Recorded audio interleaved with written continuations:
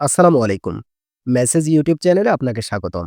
আজকে আমরা আলোচনা করব বাংলা ভাষা বিষয়ে গুরুত্বপূর্ণ কিছু এমসিকিউ নিয়ে। আপনারা যারা অ্যাডমিশন প্রার্থী বা চাকরি প্রত্যাশী আছেন, আশা করি ভিডিওটি শেষ পর্যন্ত দেখবেন।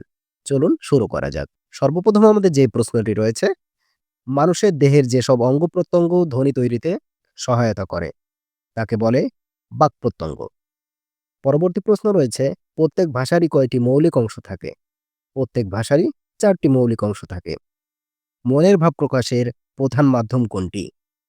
মনের ভাব প্রকাশের প্রধান মাধ্যম হচ্ছে ভাষা। নিচের কোনটির সাহায্যে মানুষ সূক্ষ্মাতিসূক্ষ্মভাবে মনের ভাব প্রকাশ করতে পারে? সূক্ষ্মাতিসূক্ষ্মভাবে মানুষ মনের ভাব প্রকাশ করতে পারে কণ্ঠধ্বনির সাহায্যে।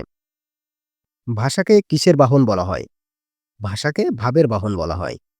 ব্রেইল পদ্ধতি ব্যবহার করে কারা? ব্রেইল পদ্ধতি ব্যবহার করে দৃষ্টি প্রতিবন্ধীরা।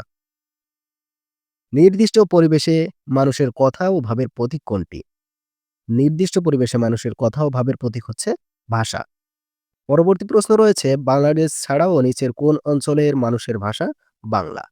বাংলাদেশ ছাড়াও উড়িষ্যা অঞ্চলের মানুষের ভাষা বাংলা। ব্যাকরণ ভাষার মধ্যে কোনটি আগে সৃষ্টি হয়েছে?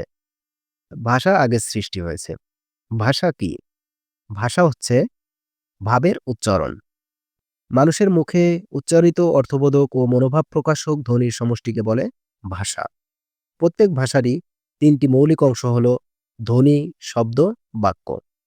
দেশ, কাল, পরিবেশ ভেদে কিসের পার্থক্য ঘটে? দেশ, কাল, পরিবেশ ভেদে ভাষার পার্থক্য ঘটে।